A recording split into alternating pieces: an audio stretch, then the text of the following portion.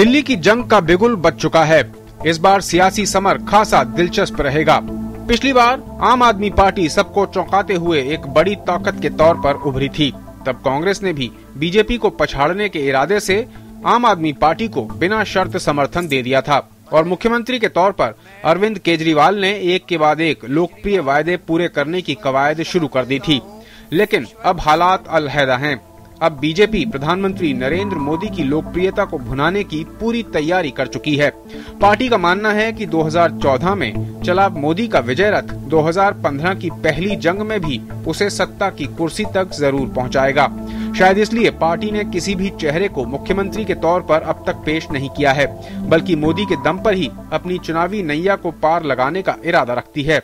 जिनको फुटपाथ पर बैठ करके रास्ते रोकने में अच्छा ही मास्टरी है, धरने करने की मास्टरी है, आए दिन आंदोलन करने की मास्टरी है, उनको वो काम दीजिए। हमारी मास्टरी अच्छी सरकार चलाने में है, हमें वो काम दीजिए।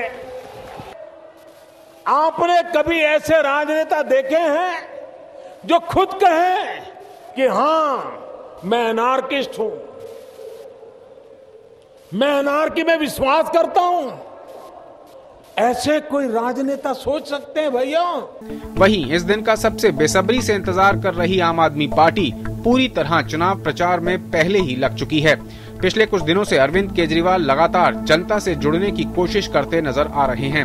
अरविंद केजरीवाल ही वो चेहरा हैं जिस पर आम आदमी पार्टी की तमाम उम्मीदें टिकी हैं।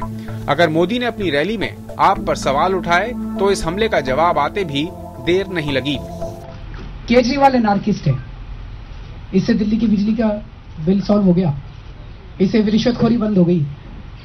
मैं जो भी हूं, मैंने 49 दिन में काम करके दिखाया था। मैंने रिश्वतखोरी बंद कर दी दिल्ली के अंदर। हमारी सरकार ने बिजली के बिल आधे कर दिए थे, हमने पानी मुफ्त कर दिया था, सीएनजी का रेट 50 रुपए से 35 रुपए कर दिया था।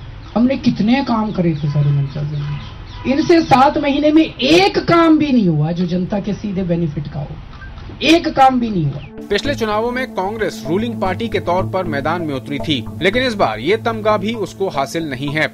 लगातार हार झेल रही पार्टी के लिए इन चुनावों में अपनी साख बचा पाना भी मुश्किल साबित हो सकता है।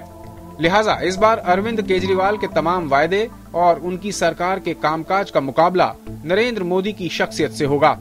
केंद्र और कई राज्यों में परचम लहराने के बाद क्या दिल्ली में भी खिलेगा कमल या फिर एक बार दोबारा चलेगी झाड़ू, इसका फैसला जल्द होगा। लेकिन इसमें कोई दो राय नहीं कि नतीजों से पहले ही सियासी समर में मुकाबला बेहद दिलचस्प हो चला है। 2014 में देश की सियासी जंग में मोदी का जादू पूरे देश में खूब चला था। अब 2015 का आगाज देश की राजधानी के दंगल से होगा और दिल्ली की जनता के दिल में कौन है, इसका फैसला भी जल्द होगा। Bureau report, DD news.